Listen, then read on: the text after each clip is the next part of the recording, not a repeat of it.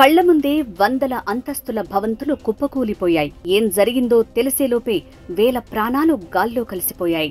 అగ్రరాజ్య ఆధిపత్యంపై పోరాటమంటూ ఉగ్రవాదులు చేపట్టిన ఆ మారణ హోమం కొన్ని వేల మంది అమాయకుల్ని పొట్టన పెట్టుకుంది. అమెరికా చరిత్రలో అత్యంత విషాద ఘటనగా మిగిలిన వరల్డ్ ట్రేడ్ సెంటర్ పై ఉగ్రవాదుల దాడి ఘటన జరిగి 24 ఏళ్లు పూర్తయింది. వేల మందిని పొట్టన పెట్టుకున్న నాటి ముష్కర ఘటన ప్రపంచాన్ని కలిచివేసింది. రక్షణ వ్యవస్థపరంగా బలమైన దేశంగా భావించే అమెరికాలో ఆల్-ఖైదా ముష్కరుల నరమేధం ఇంకా పచ్చిగానే ఉంది. అమెరికాకు కీలకమైన 4 భవంతుల్ని కూల్చివేయటం ద్వారా కోలుకోలేని దెబ్బ కొట్టాలని ఆల్-ఖైదా ఉగ్రవాదులు భావించారు. పాకిస్తానీ మిలిటెంట్ ఖలీల్ అహ్మద్ షేక్ వ్యూహ రచనలో al Qaeda chief Osama bin Laden నేతృత్వంలో అమెరికాలో 4 చోట్ల విమానాలతో దాడి చేసేందుకు ప్రణాళికలు రచించారు. సెప్టెంబర్ 11, 2001న 4 విమానాలను పథకం ప్రకారం హైజాక్ చేశారు. 19 మంది ఉగ్రవాదులు 4 జట్లుగా విడిపోయి ప్రఖ్యాత భవంతులపై దాడులకు పాల్పడ్డారు.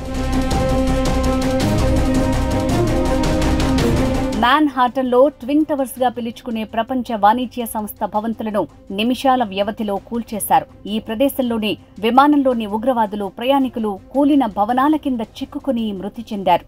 మొత్తం 2760 మందికి పైగా పౌరులు ప్రాణాలు కోల్పోయారు. 3వ విమానం పెంటగాన్లో అమెరికా రక్షణ కార్యాలయంలోని ఓ భవంతిని ఢీకొట్టగా శ్వేత సౌధం లక్ష్యంగా సాగిన 4వ విమానం సోమర్సెట్ కౌంటీలోని ఓ మైదానంలో కుప్పకూలింది.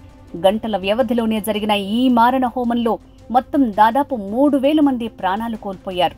మరో 25,000 మంది సాధారణ పౌరులు క్షతగాత్రులయ్యారు. అమెరికా చరిత్రలోనే అతిపెద్ద ఉగ్రచర్యగా పేర్కొనే ఈ దాడులు ప్రపంచాన్ని విస్మయానికి గురిచేశాయి. ఈ దాడితోనే అమెరికా ఉగ్రవాదంపై ఉక్కుపాదం మోపడం మొదలుపెట్టింది.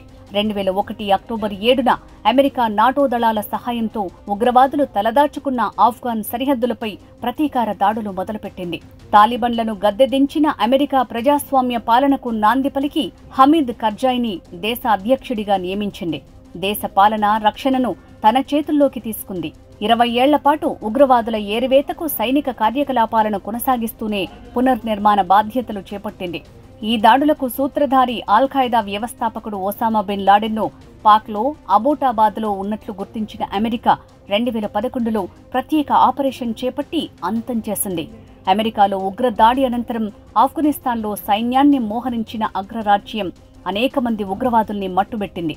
ఆఫ్ఘాన్లో 2001 అక్టోబర్ 7న మొదలైన అమెరికా నాటో దాడులు 20 ఏళ్ల పాటు కొనసాగాయి.